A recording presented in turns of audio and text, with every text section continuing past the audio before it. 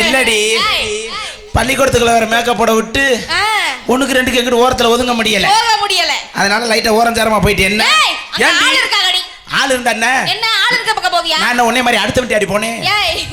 கச்சேரிக்கு பாரு பூரா என் மாமே மச்சன் இருந்தேன்